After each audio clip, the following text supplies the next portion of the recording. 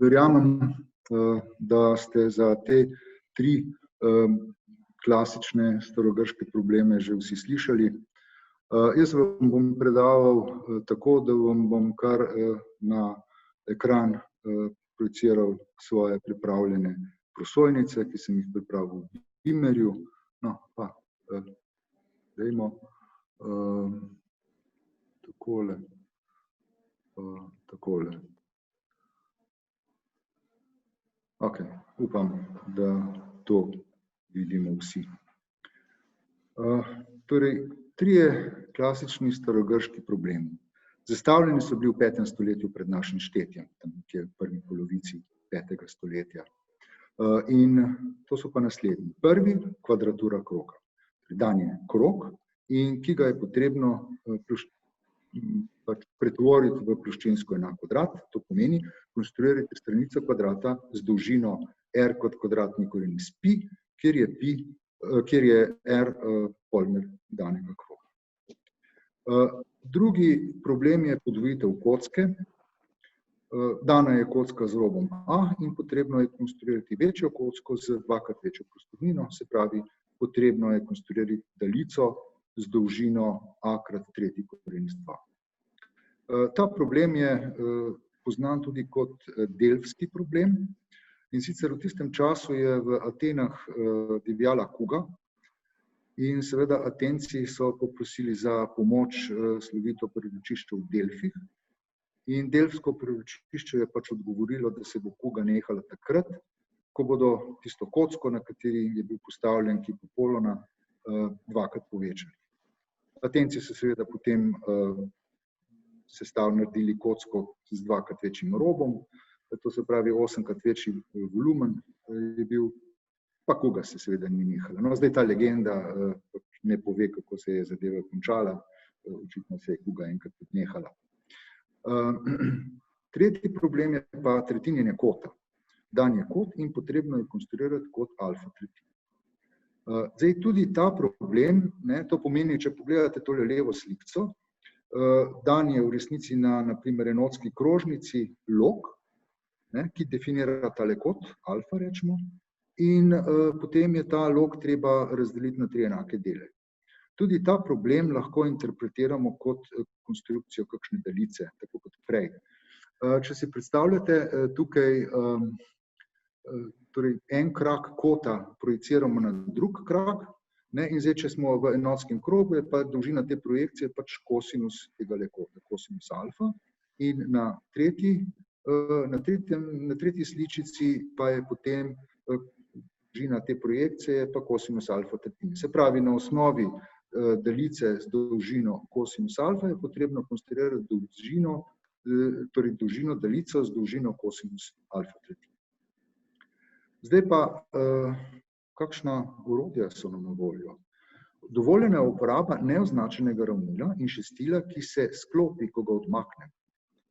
In to je zelo, huda omejitev, zato ker pri teh pogojih ni mogoče niti meriti razdalj in niti šestilom prenašati razdalj.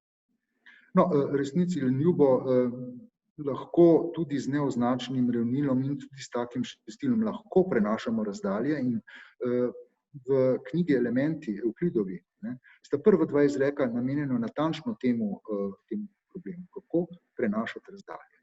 To se pravi, to ni tako huda omejitev, tole šestilo, ampak to, da pa ne moremo meriti razdalj, to pa je omejitev. In zdaj po temi pogoji, ti 3 klasični problemi so konstrukcijsko nerešljivi. Zastavljeni so bili v 5. stoletju pred našim štetjem, dokaz je pa prišel šele v 19. stoletju. In sicer ne v kontekstu geometrije, ampak v kontekstu algebre in analize, se pravi sredstvi algebre in analize. Zdaj, kaj je na tem problemu takega, da je matematika potrebovala 2500 let razvoja, da so se ta vprašanja lahko razrešila.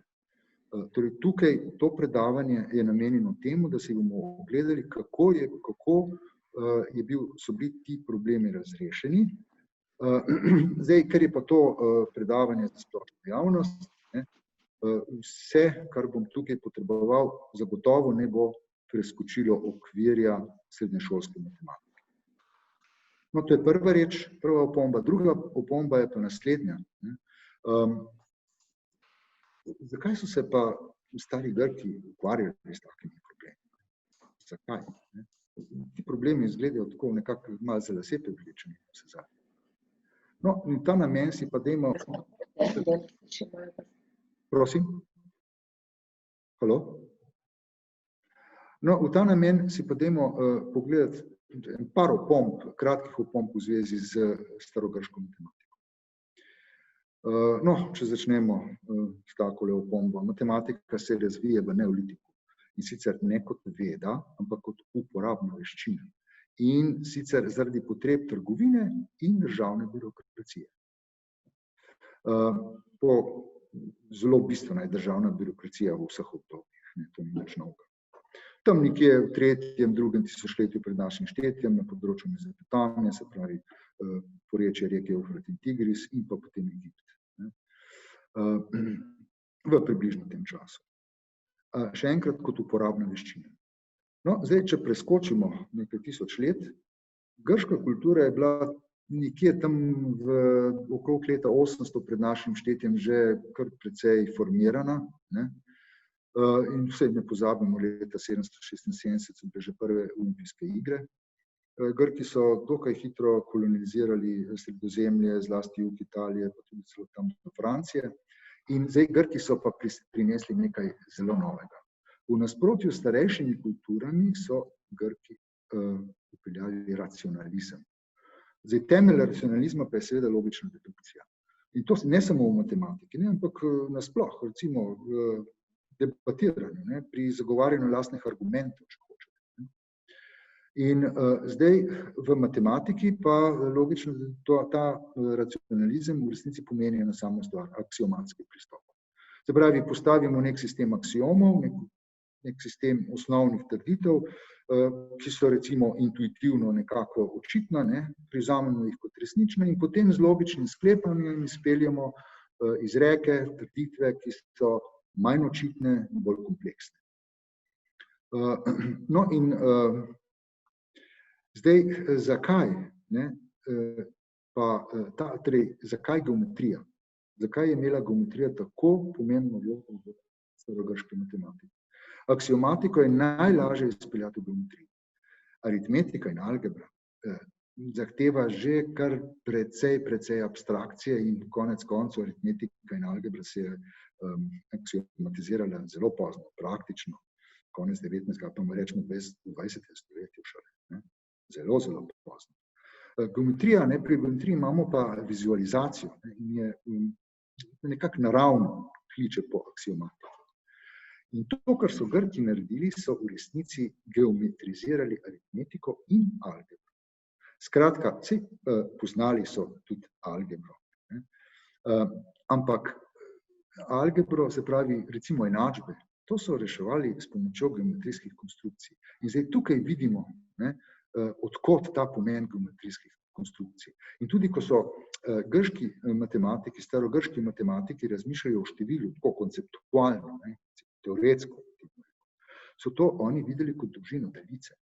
Seveda so uporabljali tudi števila za računanje, mnogi med njimi so bili tudi astronomi, pa tudi trgovci. Ampak poznali so babilonsko in starosumersko matematiko, bili so seznanjeni z dosežki egipčanske matematike. Vse to so potem v sebi združili in zelo kreativno nadgradili s tem aksiomatskim pristopom, ki ga prej ni bilo. To je bil absolutno nov. In zato običajno potem rečemo, da so matematiko so ustvarili stari Grki. In to skozi geometrijo. To je izjemno pomembna zadeva. No, prej sem rekel, da so ti trije klasični problemi bili rešeni s pomočjo sredstev algebre in analize. To pomeni, da je tukaj potrebno narediti natanko obratno. Potrebno je algebraizirati geometrijo. Tega koraka pa stari Grki zares niso bili zmožni. In to se je zgodilo relativno zelo pozno, tudi kasnejši, recimo Arabci in tako naprej. To se je zgodilo šele v Evropi v prvi polovici 17. stoletja. No, in zdaj, predno gremo naprej na to, kako so bili ti starogrški problemi rešeni, si pa dajmo najprej na hitro pogledati algebraizacijo geometrije. Ne. To pomeni vpeljati koordinatni sistem. Takole je, ne, dajmo levo slikico tukaj pogledati. V izbranem koordinatnem sistemu je položaj točke v ravnini natančno določen z obema koordinatama, ne, kot je tukaj napisano A pa B, to je v resnici urejen par realnih števil. Ampak seveda koordinatni sistem sam po sebi ne zadošča. Tisto, kar se je dejansko res zgodilo v 17. stoletju, je bil tale odnos, krivulja, enačba. Če imamo neko krivuljo v ravnini, ki je dovolj pohlevna, recimo premica, krožnica, elipsa, hiperbola, ali pa pač nekaj dovolj pohlevnega, potem to krivuljo lahko opišem z nekim algebrskim pogojem za koordinate, ne, ki jih mora neka točka izpolnjevati, zato da leži na krivulji. In potem rečem, to krivuljo opišemo z algebrsko enačbo. Dovolj preprosto, če je krivulja dovolj preprosta. Torej, ta korak se je zgodil in dva človeka sta za to odgovorna, René Descartes in Pierre de Fermat. Bolj ali manj neodvisno eden od drugega. Descartes je bil sicer matematik, Pierre de Fermat pa niti ne, ampak je bil ljubiteljski matematik, ničesar ni objavil, obstaja njegov rokopis iz leta 1636, René Descartes je pa to objavil, tole organizacijo ravnino in svojo analitično geometrijo leta 1637. In sicer v okviru svojega slovitega eseja Diskursus o metodi. To je bilo v latinščini, ne? Tam najdete njegov sloviti Cogito ergo sum. In ta esej in tale traktat je imel dva dodatka, eden od teh, še mogoče več, eden od teh dodatkov je bil pa napisan v francoščini, ker vse ostalo je bilo v latinščini. To je bilo pa v francoščini 100 strani z naslovom Geometrija. Tukaj noter je Descartes predstavil analitično geometrijo. Skoraj v taki obliki, kot jo poznamo danes. In to je bil res revolucionaren korak. Seveda, treba je povedati pa tole, koordinatne sisteme so poznali že prej. Recimo, v 3. stoletju pred našim štetjem Apollon iz Perge je poznal koordinate. Sicer samo prvi kvadrant, ampak prvi kvadrat je poznal tudi Descartes. Negativna števila še niso bila prav zelo popularna, čeprav so mogoče vedeli za njih, ampak imeli so samo prvi kvadrat. Ampak Apollon iz Perge je v koordinatnem sistemu risal krivulje, tako nekako točke na računu, pa risal bolj natančno, pa on je tudi študiral normale, tangente, celo asimptote. Skratka, koordinatni sistem je bil rabljen izključno za to, da so locirali točke. To krivulje, enačba, pa nikako. Eratosthenes Kirene, približno sodobnik Apolonija, tudi v 3. stoletju pred našim štetjem. On je upeljal zaradi potreb geografije usporednika in poldnevnika. Pa kaj je to drugega kot koordinatni sistem na sferi? Zdaj, pri tem odnosu krivulja enačba gre za kaj? Za koncept funkcije. Se pravi, neodvisna spremenljivka, odvisna spremenljivka. Koncept funkcije. In treba je povedati, da koncept funkcije pa ni nastal zdajle z Descartesom in Fermatom, ampak še 3 stoletja prej. Nicolas Oresme je v svojem poskusu matematizacije fizike, se pravi pri študiju gibanja teles, je prvi naredil grafični prikaz funkcije. In sicer ni naredil ravno koordinatnega sistema, ampak narisal je pravokotnik. Na eni stranici je tekel čas, na osnovnici, in potem na vertikali je pa hitrost. In potem je narisal diagonalo tega pravokotnika in to je pomenilo kaj? Odvisnost, kako se hitrost spreminja s časom, ker je to linearna funkcija, se pravi, se hitrost enakomerno povečuje s časom, torej gre za enakomerno pospešeno gibanje. In vprašanje je bilo, kolikšna je povprečna hitrost, ki jo mora telo narediti, zato, da bo v istem času opravilo isto pot. In Oresme je že vedel, da potem pot je pa pravzaprav ploščina trikotnika pod diagonalo, se pravi ploščina trikotnika pod krivuljo. Mislim, da je to integral, brez integrala. No in povprečna hitrost je pa potem takole, potegnil je srednico in potem je videl, da potem, če potegne srednico, bo ploščina enaka kot ploščina polovica, to je polovica pravokotnika. In to je pa ta izrek povprečne hitrosti. Se pravi, Nikolaus Oresme je prvi v zgodovini, ki je praktično narisal graf funkcije. Vidite, poskus matematizacije fizike se je začel že davno pred Newtonom. Newton, druga polovica 17. stoletja, on je odgovoren za matematizacijo fizike. Ampak posamezni poskusi, mogoče bolj ali manj naivni, so bili pa že davno prej. Tako da, vidite, Descartes pa Fermat, koordinatni sistem, to ni prišlo iz nič. Določeni koraki so bili že prej. Tudi matematizacija fizike, tudi Newton ni prišel iz nič. Ampak je imel spodbudo že davno prej. Vse te stvari so bile poznane tudi Newton kasneje. Zdaj, zato, da se je pa lahko vzpostavil ta odnos med krivuljo in enačbo, sta bila potrebna dva pogoja. In to je simbolizacija in notacija. Stari narodi, Mezopotamija, Egipt, to so bili sami konkretni računi. Recimo v Mezopotamiji, ki je bila razvoj matematike, je bil na bistveno višji razvojni stopnji kot v Egiptu, oni so znali reševati kvadratne enačbe. In to po isti formuli, kot to poznamo danes. Samo, seveda, formul nikjer ni bilo, nobene simbolizacije, nič. Bili so samo konkretni računi. Iz tega zaporedja konkretnih računov se je dalo razbrati, kaj so počeli. Torej, niso imeli formule, imeli so pa algoritem, naredi to in dobiš rešitev. Zdaj, v stari Grčiji, recimo, torej, 4. in 3. stoletju, so začeli uporabljati recimo retorično algebro, pa geometrijsko algebro, recimo rekli, algebro in aritmetiko so geometrizirali prek geometrijskih konstrukcij. Kada so pohoteli kakšno enačbo povedati, so jo napisali z besedami. Dobesedno z besedami je bilo vse napisano. In to je bilo neverjetno težko brati. Sem pa tja so potem uporabljali kakšne simbole za kakšne neznane količine, ampak to ni bil koncept nepisne spremembe, daleč od tega. In mogoče kasneje imali kakšne okrajšave in temu se je potem rekla sinkopirana algebra. Značilen predstavnik je Diofant, ki pa je živel v našem štetju, v 3. stoletju našega štetja. Ampak tudi njegova sinkopirana algebra, tudi v tistem času Diofant ni bil edini.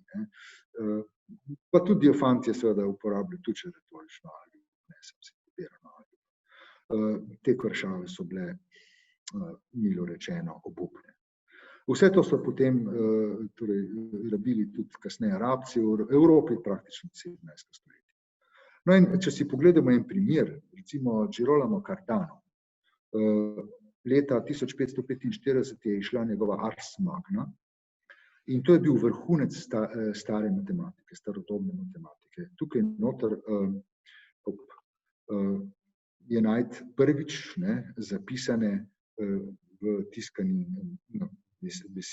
torej zapisane formule za reševanje enačb 3. in 4. stopnje. In to je bil vrhunec razvoja. V tem trenutku je Evropa dosegla in presegla vse, kar so poznali stari narodi. Ampak notacijo, ki je Girolamo Cardano imel, je bila pa obupna. Dajmo recimo pogledati nekaj takega. A mi zna kdo povedati, kaj to pomeni? Bom kar povedal, kaj to pomeni. Danes bi to zapisali takole. X na četvrto plus 6 skrat pa 36 je 60x. No in če na levi strani pogledamo, n krat kvadratus kvadratus. Kvadratus kvadratus kvadrat je četrta potenca, pa n krat. Od česa? Znane količine, ki ni napisana. Pika. P, piu, plus v italijanščini, plus pomeni v italijanščini, pa eno dvopičje. 6 krat kvadratus, 6 krat 6x kvadrat, plus 36 ekvalija, to je enako, No pa pride pa 60 pos, nekaj pa tisti pos. To je neznana količina, to je okrešava za pozicionirnost. Kakšni avtorji so uporabljali tudi okrešavo COS, kos, kar je bila okrešava za koza, torej reč, torej izjemno nedosledno. In v taki notaciji si lahko predstavljate, da ta korak, krivulja, enačba, algebrska enačba je praktično skoraj nemogoče.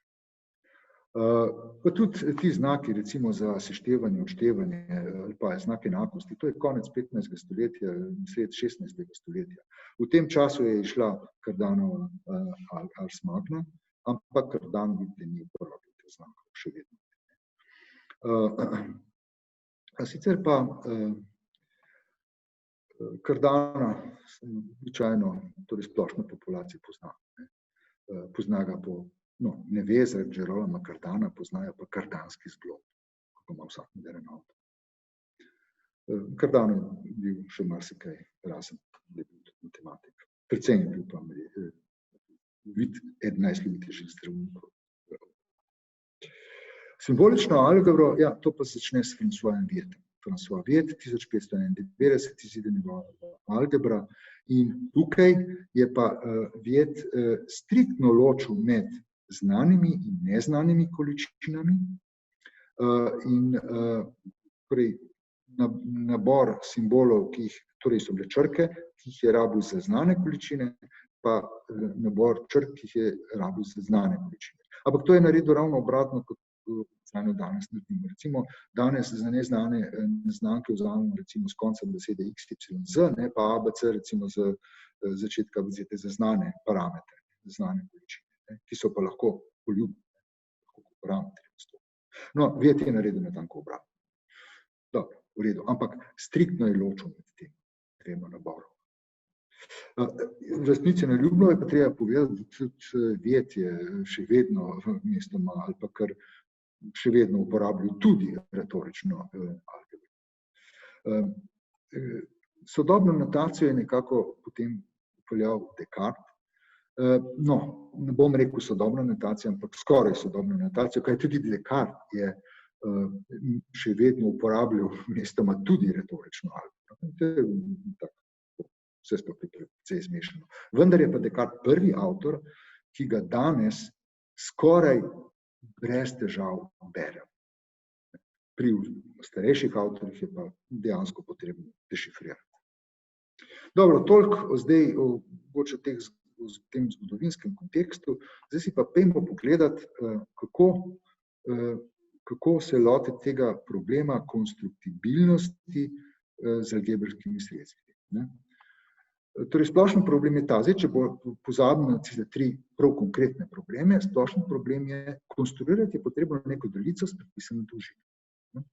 Se pravi, kako konstruiramo neko dolžino? Ja, tako, da konstruiramo dve točki na razdalji D, kar pomeni osnovno vprašanje je konstruktibilnost točk. Torej, katere točke v ravnini lahko konstruiramo? Rekli malo čudno, ne moramo kar katerekoli točke konstruirati. No, tukaj treba biti malo previden in se je treba naslediti na prve tri Evklidove postulate, ki rečejo tole. Da mogoče je narisati premico skozi dve dani točki ter načrtati krožnico z danim središčem skozi dano točko. No, zdaj, Evklid je to formuliral nekoliko malo bolj, bi rekel, kakšen izraz bi rekel, flampasto. On je rekel takole, prvi aksom je rekel, dani sta dve različni točki, lahko načrtam ravno črto od ene do druge točke. To je bil prvi aksom. In drugi aksom je bil, to ravno črto lahko poljubno nadaljujem v ravni črti. Se bo se strinjali, rahlo malček neprijetno. Danes ta dva aksioma povemo drugače. Ne konstrukcijsko, ampak eksistenčno. Se pravi, dve točki določata natanko eno premico. Ali pa skozi dve točki eksistira natanko eno premico. Torej, eksistenčna formulacija. Euklid je pa to formuliral konstrukcijsko. No in tretji aksiom je bil pa tale, če imam dve dani točki, lahko z šestilom konstruiramo krožnico z danim središčem in ta krožnica gre skozi dano točko. Tako, zdaj pa, če pravi tole, dovoljena uporaba neoznačenega ravnila in šestila, ki se sklopi. No, tukaj imate narisano. Zdaj pa, če konstruiram premico ali pa krožnico, s tem nismo pridobili nobene nove točke. Nove točke pridobimo izključno tako s preseki. Se pravi, če že imam nekaj konstruiranih točk, pa skozi dane točke narišem premice, pa ustrezne recimo krožnice z središči v teh točkah, ki grejo skozi dane točke. Potem, če se te krožnice sekajo, pridobim kot presek nove točke ali pa recimo kot presek krožnice in premice. Na ta način lahko konstruiram nove točke. Se pravi, izključno kot presek že konstruiranih premic, krožnic ali pa premic in krožnice. In temu rečemo, da dano množico točk konstrukcijsko razširimo. No, zdaj takole, na začetku imamo dane, z nečem moramo začeti. Na začetku imamo dane dve točki, recimo dajmo označiti to pisani skanjač. In te dve dani točki definirate enotsko razdaljo. Pozor, imamo ravnilo, ki nima merila. In zdaj te dve točki določata enotsko razdaljo. S tem smo definirali število 1, če hočete. In zdaj množico vseh konstruktibilnih točk dobimo, če to konstrukcijsko razširitev iteriramo do neskončnosti in dobimo množico pisanja K vseh možnih konstruktibilnih točk. In s tem smo konstruirali tudi vse možne konstruktibilne razdalje.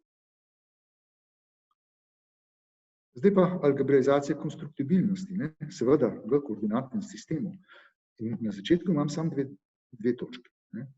Torej, najprej je potrebno zgraditi koordinatni sistem, zato pa rabimo 3 osnovne konstrukcije. In sicer konstrukcijo pravokotnice v dani točki na premici, konstrukcijo pravokotnice na premico skozi dano točko, ki pa ne leži na premici, in konstrukcijo vzporednice dani premici skozi točko, ki ne leži na dani premici. In to lahko naredimo. Če gledate ta prvo sliko, imate dano premico skozi točki A in B, to zdaj lahko premico konstruiramo, na premici imamo še dano točko C in potem konstruiramo krožnico s središčem točki C in polimerom CA.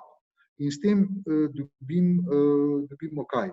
Točko A črtica, se pravi tisto simetrično točko, potem pa konstruiramo še krožnico s središčem v točki A in polimerom AA črtica in še simetrično krožnico in kot presek dobim točki D pa E in potem, ko to povežem, dobim pravokotnico, ki gre ravno skozi točko C.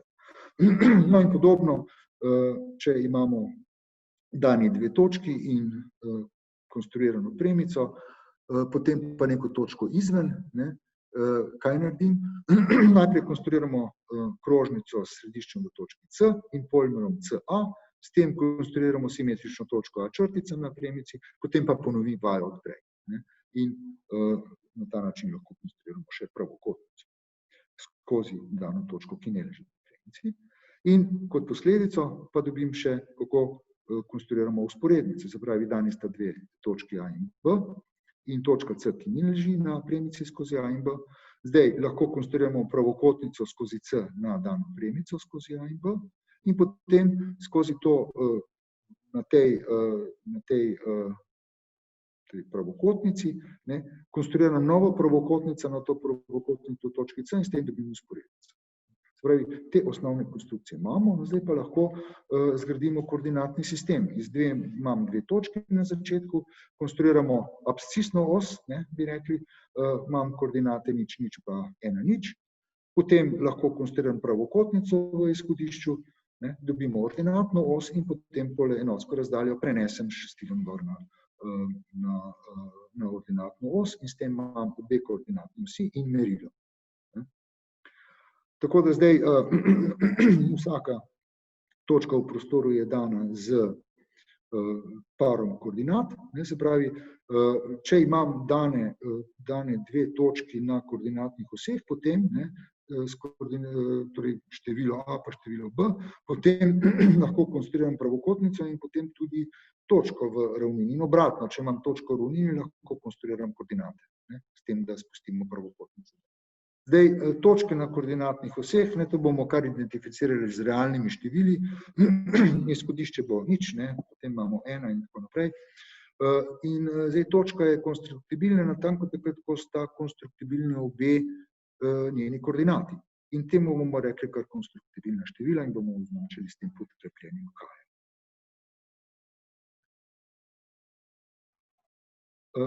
Dobro, no in zdaj pa naprej. Dajmo si zdaj pogledati lastnosti konstruktibilnih števil. Števili nič, ki sta reprezentirani z začetnima točkama, sta po definiciji konstruktibilni. Pa naprej. Če sta dve števili konstruktibilni, potem je konstruktibilna tudi razlika.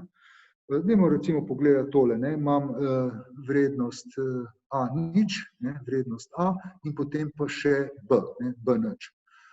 In kaj naredimo? No, recimo, da imamo ta primer, da je tale B bližje A-ju.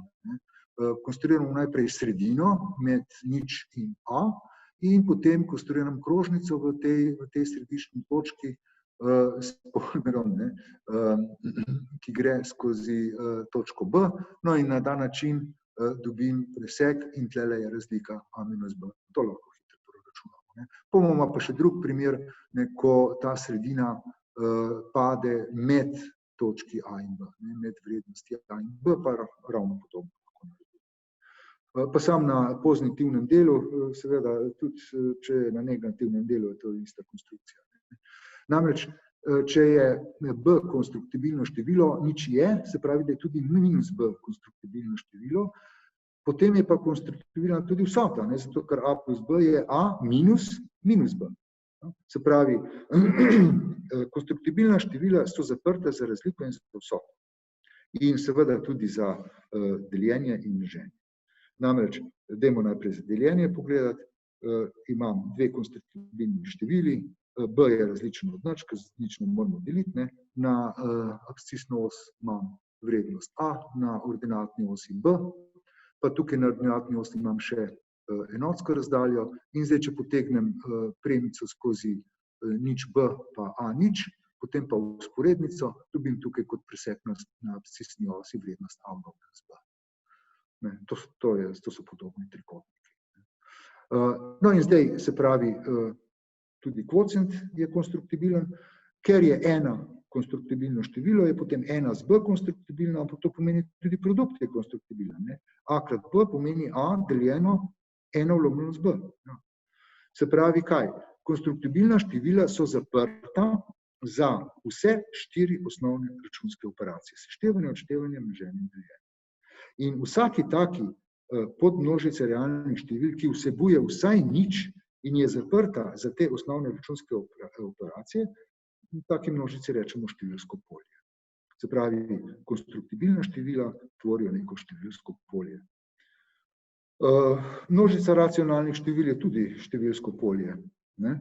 Saj vsota razlika produkt in deljenje in kvocient racionalnih števil je racionalno število, se pravi, pa nič pa ena sta racionalni števili, dobro, se pravi, racionalna števila so tudi neko številsko polje.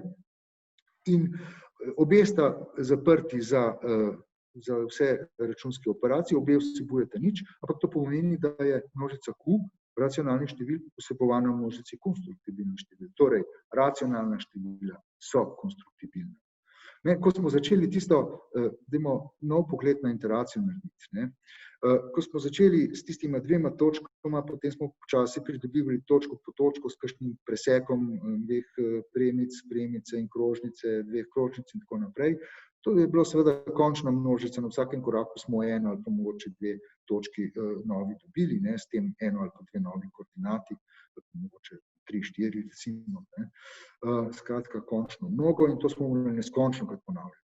Zdaj pa vidimo tole, če se začel z nič in ena, racionalna števila, vsa racionalna števila bodo zagotovo konstruktibilna, se pravi, vse točke v ravnini, ki imajo obe koordinati racionalni, bodo zagotovo konstruktibilni. Torej bi na konec koncev lahko iteracijo začel kar z vsemi racionalnimi števili. Zdaj pa takole, ne. Dajmo si pogledati prvo vrstico, ne. To je prva vrstica tukaj, tlele, v tej v sredinjenem delu. K0, to sta dve začetni, to je množica koordinat, konstruktibilnih koordinat, ne, ko delam te geometrijske konstrukcije. K0 pomeni samo nič pa ne. In potem, ko naprej delam točke, pač pridobivam nove koordinate. Zdaj, tukaj K0, navaden K0, ne, to je 0,1, tole je pa, to so pa racionalna števila, to se pravi, to je najmanjše polje, ki vsebuje tole množico točk K0, ne, 0 pa 1.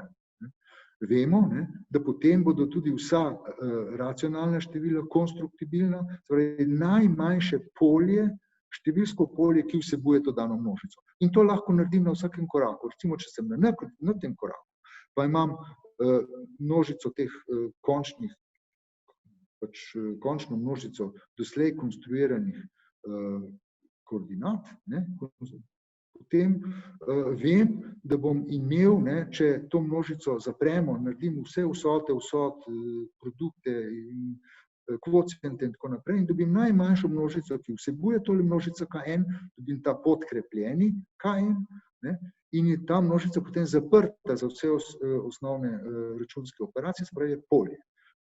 K dani končni množici doslej konstruiranih koordinat, vemo, da bomo imeli tudi najmanjše polje, ki vsebuje dano množico, navadno K1. Tako da, pravzaprav pri tej konstrukciji se lahko kar gledamo kar to spodnjo vrstico, ne, začnem z poljem racionalnih števil, pa to razširimo še z nekim večjim poljem, ne, ki vsebuje kakšne koordinate, ki niso racionalne in tako naprej, dokler ne pridemo do množice vseh konstruktibilnih števil, do polja vseh konstruktibilnih števil. Zdaj pa tako, kakšne oblike so ta števila tukaj noter v temu zaporedju teh polj?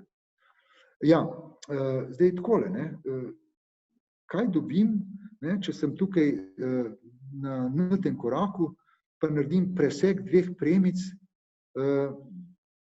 kakšne koordinate dobim? Če imam koordinate na prejšnjem koraku, ja, za presek dveh premic rabim samo osnovne računske operacije, ne. Poglejte, to imam eno premico, ne, ki je dana s takole enačbo, pa še drugo premico, ki je dana z drugo enačbo, in ko razrešim ta sistem enačb na x pa y, kaj uporabljam? Ja, samo osnovne računske operacije, kar pomeni, ne, če so na tem koraku, ne, imam tole najmanjšo možno polje označeno s K z indeksom N, potem nisem pridobil nič novega, ne. Zato, ker bom tudi na Kn plus prvem koraku se na te prehodu, ne, ko sem iz tega koraka naredil nov presek, pa sem še vedno dobil števila, ki sodijo v prejšnje polje na koraku.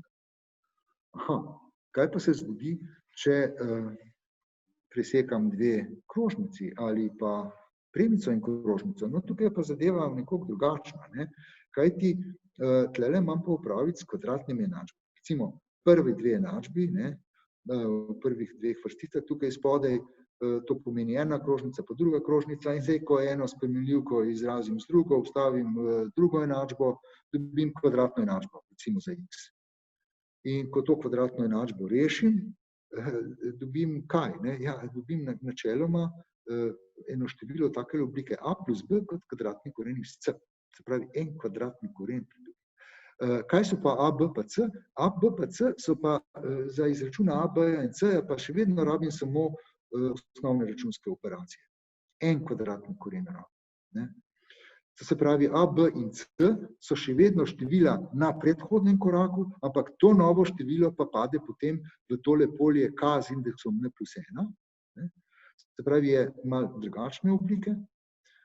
In takemu številu, ne, vsakemu takemu številu, ki ga dobim na ta način, rečemo, da ga dobimo za adicijo kvadratnih korenov, ne, iz predhodnih pač števil, ki jih imam prej na voljo. No in čisto podobno gre, ko presekamo premico pa krožnico. Torej, kaj bi zdaj lahko rekli, ne? Kakšne oblike števil dobim, ko delam to geometrijsko iteracijo, ali če hočete, ko imam tole zaporedje teh najmanjših številskih polj, ki ustrezajo tistim koordinatam, ki jih dejansko zares v končnem korakih konstruiramo. No, tako bi lahko rekli, ne. Vsako konstruktibilno število dobimo iz racionalnih števil. In sicer v končnem mnogokorakih, torej se pravi vsa konstruktibilna števila seveda dobimo s končnim mnogokorakih, ampak vsako konkretno pa v končnem mnogokorakih in to z uporabo bodisi vseh osnovnih 4 računskih operacij ali pa kvadratnih korenov. Se pravi, da tukaj imam mogoče ugnezdene korene, koren pod korenom, pa koren plus koren pod korenom, pa deljenje delimo, ne, dolgolomkova črta, pa še koren iz korena plus in tako naprej, zelo komplicirane izraze lahko dobimo, ampak lahko rečemo tole. Vsako konstruktibilno število dobimo iz racionalnih števil v končnem mnogokorakih z uporabo osnovnih računskih operacij in kvadratnih korenov. To gotovo. In to je zdaj, seveda, tukaj pa se lahko odmislim geometrijsko konstrukcijo. Tukaj smo v čisti algebri, ne. Začnemo z računalnimi števili in potem delam te operacije. Zdaj, če so števila konstruktivna, bom dobil števila take in take oblike, kot sem tukaj povedal. A zdaj pa, ali je vsako realno število, ki ga dobimo na ta način, ne, sam brez te geometrijske konstrukcije, ampak sam s tole algebrsko manipulacijo, ali je vsako tako realno število tudi zares konstruktibilno? In odgovor je ja. Ne. To pa gre z indukcijo. Zato, ker vsako tako število, recimo na nekem koraku, je oblike a plus b kvadratni koren iz c, kjer so a in b in c števila, ki smo jih dobili na prejšnjih korakih. In zdaj, če indukcijsko predpostavimo, da so a, b in c konstruktibilna, potem je treba videti samo to, da je tudi a plus b kvadratni koren iz c konstruktibilen. No, to pa je. Zadosti, da pokažemo, da je kvadratni koren iz konstruktibilnega števila tudi konstruktibilno število. In to je znana konstrukcija. Ne. Pač vzamemo tukaj dolžino c, pa podaljšamo za enoto in konstruiramo potem tale krog, ne, v točki c pravokotnico in tista prva razdalja od spodaj na hipotenuzi, prvi del razdalje je c, potem je 1 in iz podobnih trikotnikov vidimo, da višina tega pravokotnega trikotnika je natanko kvadratni koren iz c. To bi vsak srednješolec. Se pravi, kaj lahko zdaj na koncu povemo? Prvi izrek, ki karakterizira konstruktibilna števila. In to zdaj pa brez, ne, zdaj smo v sami algebri, konstruktibilna števila so natanko tista, zdaj pa torej natanko tista, ki jih iz racionalnih števil dobimo v končno mnogokorakih, s tem, da na vsakem koraku uporabimo bodisi 4 računske operacije, seštevanje, odštevanje, množenje, deljenje ali adjunkcijo kvadratnih korenov. Torej tistih pozitivnih števil, ki smo dobili na prejšnjih korakih. To je zdaj seveda neka karakterizacija, natančna karakterizacija konstruktibilnih števil, ampak seveda zdaj lahko tukaj odmislimo geometrijske konstrukcije. To smo v čisti algebri, ne. Začnemo s Q in delamo pač vse te možne operacije, osnovne operacije in kvadratni koren. To je to. Zdaj, seveda, to je karakterizacija konstruktibilnih števil, ampak ima pa eno pomanjkljivost, ne, nerodna je. Test konstruktibilnosti na ta način ni ravno uporaben. Tisto, kar bi zdaj potrebovali, je karakterizacija konstruktibilnih števil, ki pa se ne sklicuje na iterativni postopek. To je zdaj pomembno. Ena karakterizacija, kjer ne potrebujemo tega iterativnega postopka. No in v ta namen vpeljimo en pojem, in sicer bomo rekli takole. Realno število je algebraično, če zadošča kakšni polinomski enačbi z racionalnimi koeficienti. Se pravi, imam nek polinom z racionalnimi koeficienti in to realno število je njegova ničla. Zdaj, da se pokazati, od tega seveda tukaj ne bomo, ampak ste verjeli na besedo, vsa algebraična števila tvorijo tudi neko številsko polje. Se pravi, da imamo polje racionalnih števil, polje konstruktibilnih števil in polje vseh algebraičnih števil. Vsa ostala števila, če so še kakšna, Vsa ostala realna števila so pa tako imenovana transcendentna. No, zdaj dajmo recimo kakšen primer pogledati. Recimo ta prvi x, 1 plus kvadratni koren iz 5. Če nesemo eno na drugo stran enačbe, ko kvadriramo, potem vidimo, da tale x zadošča tele enačbe x kvadrat minus 2x minus 4. Se pravi, to število 1 plus kvadratni koren iz 5 je algebraično. Pa tudi tretji koren iz 2 zadošča enačbi x na 3 minus 2 je nič. Pa če vzamemo še vedno dovolj pohlevnega, ne preveč kompliciranega, koren iz 2 plus koren iz 3, če damo koren na drugi stran, pa kvadriramo, pa se malo izognemo kakšnim korenom, pa ne dovolj, pa moramo še malo premetati, pa še enkrat kvadrirati in potem vidimo, da to število, kvadratni koren iz 2 plus kvadratni koren iz 3 zadošča te enačbi x na četrto minus 8 kvadrat minus 2x plus 2 enako nič. No, zdaj tako. Na levi strani imamo zdaj neko polinomsko enačbo, recimo algebraično število zadošča. Vemo pa, da polinome pa načeloma, kaj z njimi počnemo, razstavljamo jih, če se da razstaviti. In sicer tako, da so koeficienti v razstavljenih polinomih, v razstavljenih faktorjih še vedno racionalni. No, to pomeni tole. Za vsako algebraično število obstaja kakšna polinomska enačba, se pravi polinomska enačba minimalne stopnje, ki tako število še zadošča. In temu potem te manjši polinomske enačbe, ali pa bomo rekli kar polinom, je v bistvu en sam.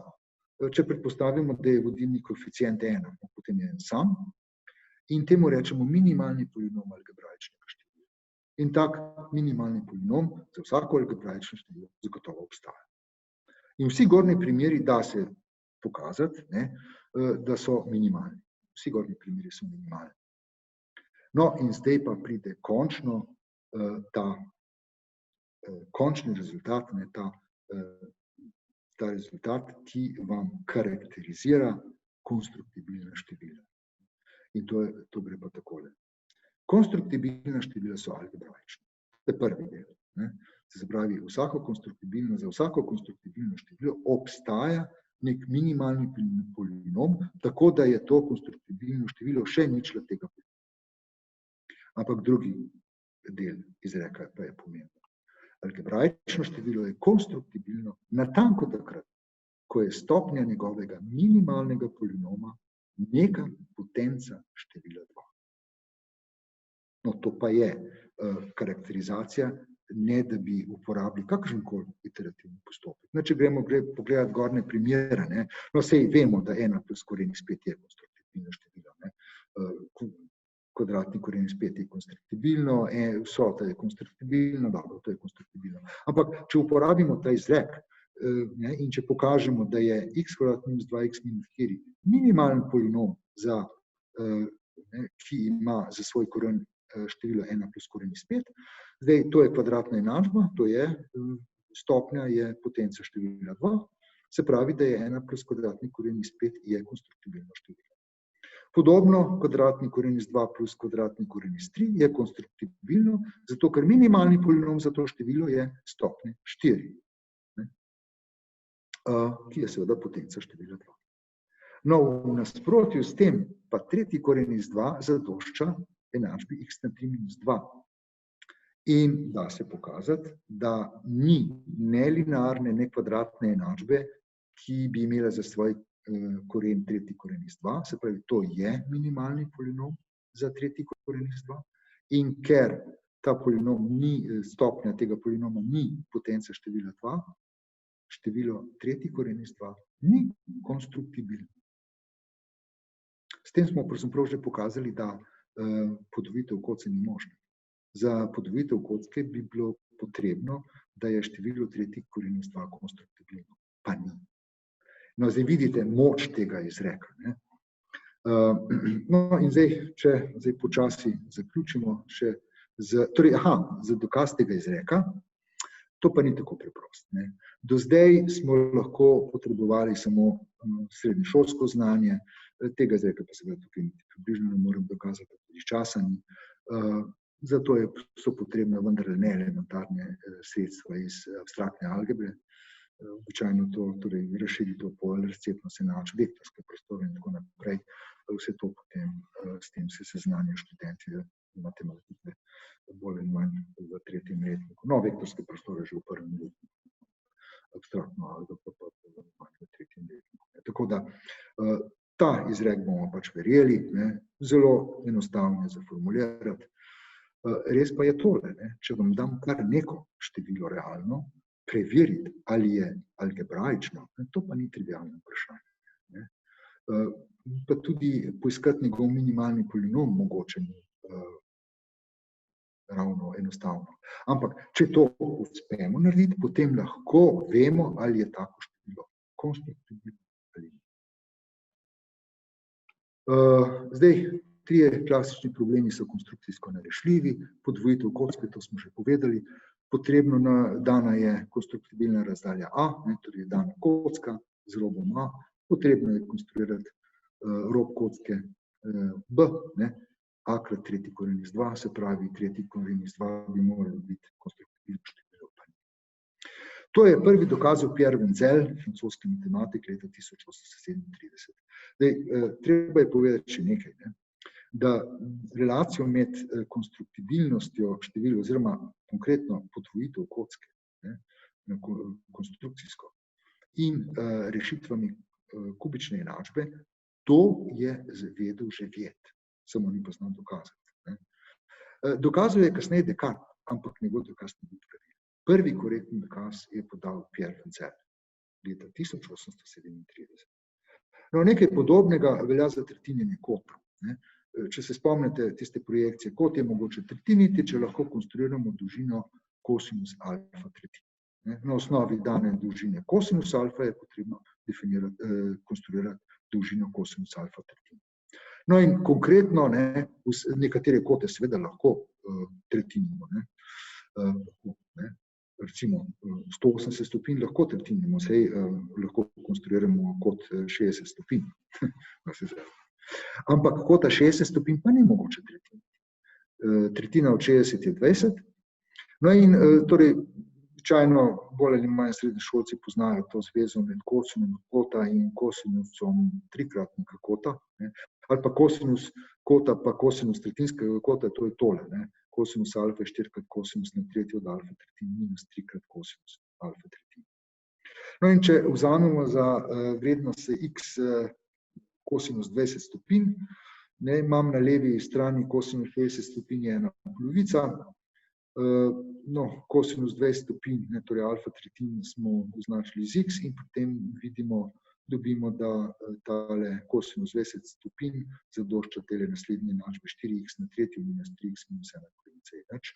To je polinomska enačba z racionalnimi koeficienti in da se pokazati, da ta enačba nima, se jo ne da razstaviti, tako da bi bili vsi koeficienti racionalni, torej da se to utemeljiti. Tako da, ker je to polinom tretje stopnje in to tudi, torej zato je minimalno, to se pravi, da tudi kosinus 20 stopinj ni konstruktivno število in zato kota ni mogoče, kota 60 stopinj ni mogoče tretjiniti. Tudi to je dokazal Pierre Wenzel leta 1837 in velja ista opomba glede Vieta in Descartes. Tretji, torej celo bi rekel najstarejši ta konstrukcijski problem, kvadratura kroga, ki je že pregovoren, če rečemo, da je nekaj nemogoče izvesti, rečemo, ja, to je pa kvadratura kroga. Splošna javnost običajno ne pozna, zakaj tukaj gre. Torej, kvadratura kroga je pa bil še nekaj časa problem. Na osnovi, če je dano konstruktibilno vrednost R, polimer danega kroga, bi bilo treba konstruirati daljico z dolžino R krat kvadratni koren iz pi. No, to pomeni, potrebno bi bilo, da je pi konstruktibilno število, ampak pi ni konstruktibilno število, zato ker ne samo, da ni konstruktibilno, je celo transcendentno. To se pravi, niti algebraično ampak je transcendentno, kaj šele konstruktivno. In to znamenito trditev je pokazal nemški matematik Ferdinand von Lindemann leta 1882. Dokaz tega dejstva pa ni ravno enostaven in za dokaz tega dejstva ne zadošča samo algebra, ampak tudi neelementarni koncepti za analize. Integrale, če hočete, pa še marsikaj drugega. Eulerova formula E na I pi je enako minus 1 in podobne stvari. Torej, kup drugih stvari, neelementarnih stvari iz analize, ki jih običajno potem študenti matematike srečajo v prvem, mogoče pa tudi v drugem letniku pri študiju matematike. Skratka, dokaz je kar zahteven. Tako, prišli smo do konca, skoraj celo uro smo za to porabili. Jaz se vam zahvaljujem za pozornost in zdaj bi pa vrnil besedo Roku.